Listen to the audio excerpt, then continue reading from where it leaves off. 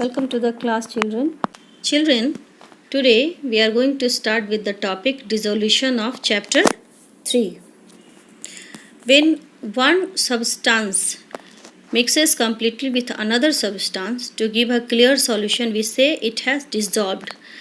बच्चों, जब दो सब्सटेंस आपस में कम्प्लीटली मिल जाते हैं, मिक्स हो जाते हैं और क्लियर सॉल्यूशन बनता है, हम लोग कहते हैं कि सब्सटेंस डिसॉल्व्ड है। मतलब एक सब्सटेंस जो है वो दूसरे सब्सटेंस के साथ कम्प्लीटली मिल गया है। तो ये जो डिसॉल्व होने की जो प्रॉपर्टी है किसी सब्सटेंस की, उसको कहते हैं डिसोल्यूशन। ठीक है बच्चों। Water can dissolve a large number of substance in it. Let us learn about the dissolution of solid, liquid and gases in water.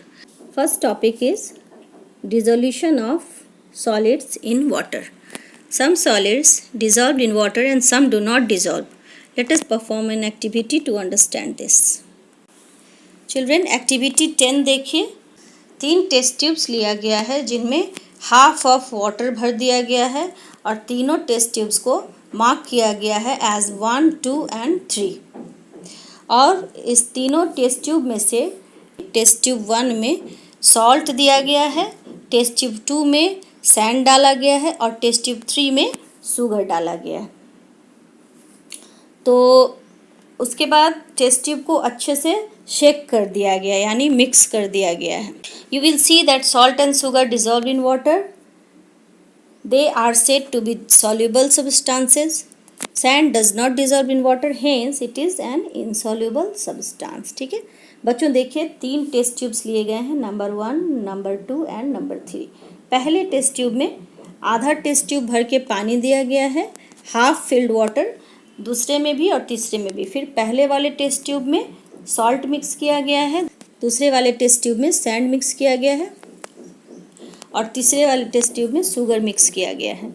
तो और अच्छे से टेस्ट ट्यूब को शेक किया गया। तो अच्छे से मिलाने के बाद सॉल्ट और शुगर वाला जो ट्यूब है, टेस्ट ट्यूब्स, उसमें क्लियर सॉल्यूशन मिलेगा, लेकिन सेकंड वाला जो टेस्ट ट्यूब है उसमें सैंड नीचे जमा रहेगा। सॉल्ट और शुगर वाटर में डिसॉल्व हो जाएंगे कम्प्लीटली, लेकिन सैंड डिसॉल्व नहीं होगा। दो सब्सटेंस वाटर के साथ डिसॉल्व हो गए हैं उन्हें कहेंगे सॉल्युबल सब्सटेंस, जैसे सॉल्ट एंड शुगर।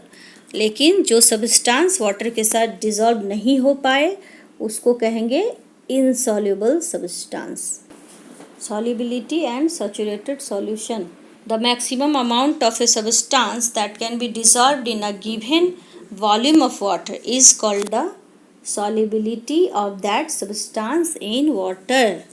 तो बच्चों, किसी सब्सटेंस का मैक्सिमम अमाउंट जो कि दिए हुए वॉल्यूम ऑफ वाटर के साथ डिसॉल्व हो जाता है उसको solubility of substance in water कहेंगे। Let us perform the following activity to understand the meaning of saturated solution. तो हम लोग अब सैचुरेटेड सॉल्यूशन को समझने के लिए भी एक एक्टिविटी करेंगे, एक्टिविटी 11 में। तो सबसे पहले हम क्या करेंगे, एक ग्लास लेंगे कांच का, उसमें हाफ ग्लास वाटर ले लेंगे, उसमें आधा चम्मच चीनी मिलाएंगे और अच्छे से उसको मिला देंगे। तो हम लोग देखेंगे शुगर वाटर के साथ डिसॉल्व हो गया है। फिर दूसरे बार भी फिर हाफ चम्मच चीनी मिलाएंगे और उसी वाटर में डिसॉल्व करेंगे, मिलाएंगे, तो देखेंगे कि फिर से शुगर डिसॉल्व हो गया है। इस तरह से हम मिलाते रहेंगे जब तक कि चीनी डिसॉल्व होना बंद ना हो जाए। कुछ पर्टिकुलर अमाउंट ऑफ शुगर को वाटर में ऐड करने के बाद आप नोटिस करेंगे कि और शुगर जो है वो उस हाफ ग्लास ऑफ वाटर में डिसॉल्व नहीं हो पा रहा है। इसका मतलब ये हुआ कि जो मैक्सिमम अमाउंट ऑफ शुगर उस हाफ ग्लास ऑफ वाटर में डिसॉल्व हो जाता है और उससे जो सॉल्यूशन, क्लियर सॉल्यूशन तैयार होता है, उस सॉल्यूशन को सैचुरेटेड सॉल्यूशन बोलेंगे, क्योंकि उस पानी में, उस दिए हुए हाफ ग्लास ऑफ वाटर में आप उसमें एक्स्ट्रा शुगर और ऐड नहीं कर पाएंगे उस टेम्परेचर पे, जिस टेम्परेचर पे आप पहले से उसमें वाटर में शुगर मिक्स कर रहे हैं। Next topic effect of temperature on solubility, मतलब किसी सब्सटेंस की सॉल्युबिलिटी प्रॉपर्टी पे टेम्परेचर का क्या इफेक्ट होता है। On increasing the temperature, that is, on heating a solution, the solubility of a substance generally increases. This means in a given volume of water, a large amount of a substance can be dissolved if water is heated. ये जो solubility property है, ये temperature increase करने के साथ साथ ये property भी किसी सब्सटेंस की इंक्रीज करती है जनरली। एक्टिविटी 11 में जब हम ग्लास के वाटर को हीट करते हैं तो उसमें हम लोग और भी एक्स्ट्रा शुगर ऐड कर सकते हैं। Let us perform the following activity to understand this. चलिए हम लोग इसको भी जानने के लिए एक एक्टिविटी कर लेते हैं।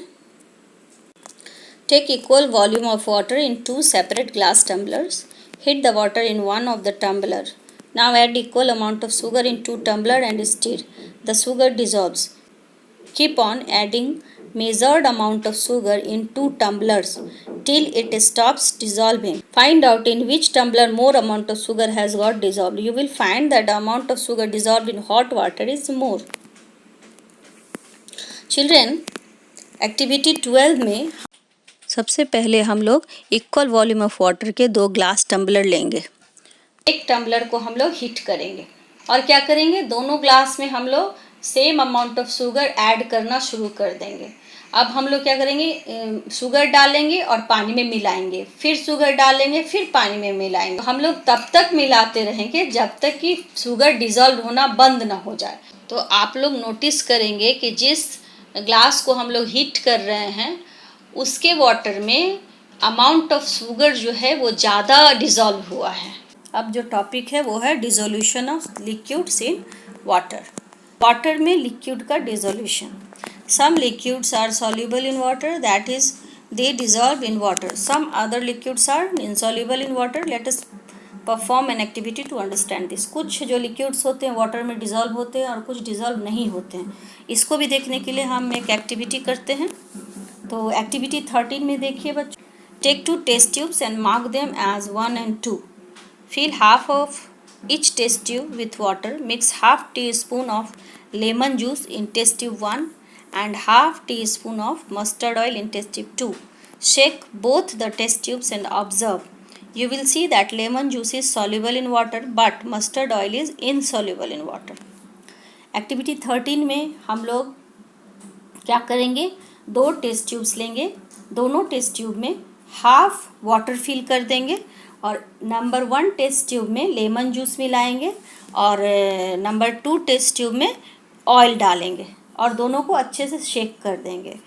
तो हम लोग ये ऑब्ज़र्व करेंगे कि दोनों में से टेस्ट ट्यूब 1 में जो हम लोगों ने लेमन जूस डाला था वो बहुत ही अच्छे से डिज़ोल्व हो गया है, लेकिन टेस्ट ट्यूब 2 में मस्टर्ड ऑयल हम लोगों ने डाला था वो वाटर में डिज़ोल्व नहीं हुआ।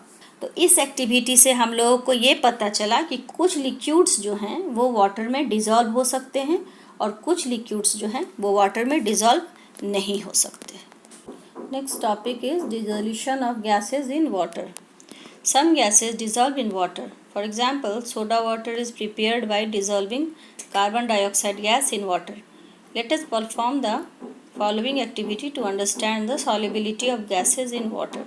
तो बच्चों, जैसे हमने लिक्विड में पढ़ा, सॉलिड में पढ़ा कि कुछ सॉलिड्स जो है वो वाटर में डिज़ोल्व होते हैं, कुछ लिक्विड्स जो है वाटर में डिज़ोल्व हो सकते हैं। उसी तरह कुछ गैसेस जो हैं वो भी वाटर में डिज़ोल्व हो सकते हैं और कुछ गैसेस जो हैं वो वाटर में डिज़ोल्व नहीं हो सकते। तो बच्चों, हम लोग इसको भी एक एक्टिविटी से जान लेते हैं।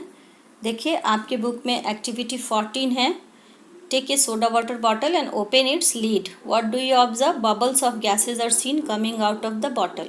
Keep the bottle open for some times. You will notice that after some times bubbles will stop coming out of the bottle. It shows that all the gas dissolves in that soft drink has escaped from it. बच्चों, आप लोगों ने notice किया होगा कि जब कभी आप अपने घर में सोडा वाटर का बॉटल लेके आते हैं और उसका कवर ओपन करते हैं, लीड ओपन करते हैं, तो गैसेस के बबल जो है वो बॉटल से बाहर आने लगते हैं। और अगर आप कुछ देर बिना लीड के बॉटल को छोड़ दें तो बबल्स और बाहर आना बंद हो जाते हैं। इसका मतलब है कि सोडा वाटर में जो डिज़ोल्व्ड गैसेस थे बॉटल के अंदर, वो सब बाहर आ गए।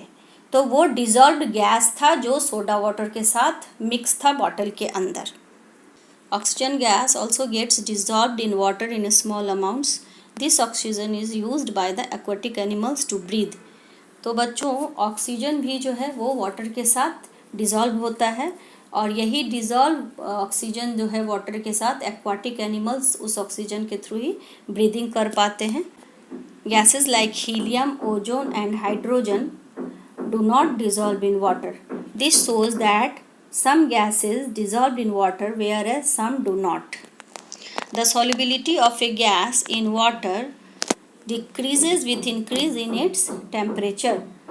हम लोगों ने सॉलिड में देखा कि टेम्परेचर इनकी इंक्रीज़ के साथ सॉलिड की जो सॉल्युबिलिटी होती है वो इंक्रीज़ करती है, लेकिन गैसेस के साथ क्या है कि टेम्परेचर को अगर हम इंक्रीज़ करेंगे तो गैसेस की सॉल्युबिलिटी जो है वो डिक्रीज़ होगी।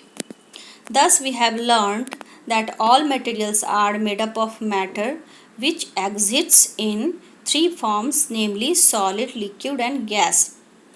Matter can be classified on the basis of properties such as appearance and feel, transparency, diffusion, solubility, etc. Children, we completed this chapter today, and we will meet in next video with new chapter. और तब तक आप लोग keywords को याद कर लें और जितना मैंने पढ़ाया है वो सबको रिवीजन करें। तब तक के बाय।